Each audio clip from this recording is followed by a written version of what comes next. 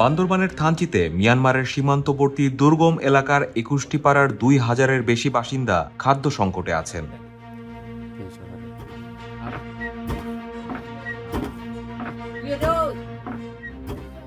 পরিবারের ৬ থেকে ৮ সদস্যের জন্য এক পট চালের ভাতের সঙ্গে বনের আলু, বাঁশকরুল মিশিয়ে যে পাতলা খাবার বানানো হয় তাই খেয়ে দিন কাটাচ্ছেন তারা। আপনার নাম কি? সিংচং।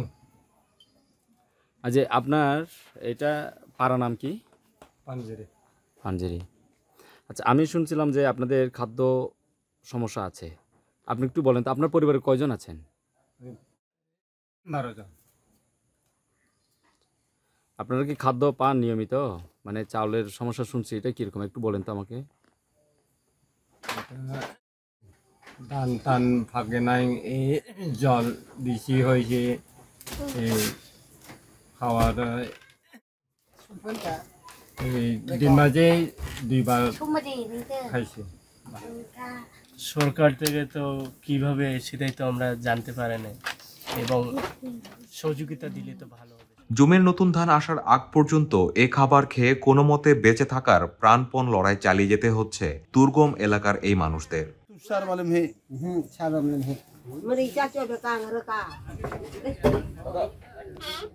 বেশ কিছুদিন আগে খবর পাওয়া যায় সীমান্তের কাছাকাছি রেমাক্রি ইউনিয়নের ৬ ও ৯ নং ওয়ার্ডের মেনহাতপাড়া, বুলুপাড়া, ইয়ংদংপাড়া ও তাংখোয়াইংপাড়া, মরংগংপাড়া সহ আশেপাশের ২১টি পাড়ার বাসিন্দারা খাদ্য সংকটে পড়েন। এ খবরের সত্যতা নিশ্চিতে গত ৭ সেপ্টেম্বর ওই পাহাড়গুলোর উদ্দেশ্যে রওনা দেয় স্থানীয় সাংবাদিকদের একটি দল। সাথে থানচি উপজেলার বলিপাড়া ৩৮ ব্যাটালিয়নের ২০ জন বিজিবি সদস্যও ছিলেন।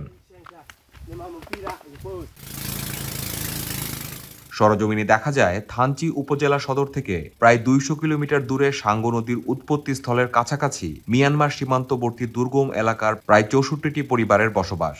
তারা যোগাযোগ বিচ্ছিন্নতার কারণে স্থানীয় বাজার বা হাটে যেতে পারেন না।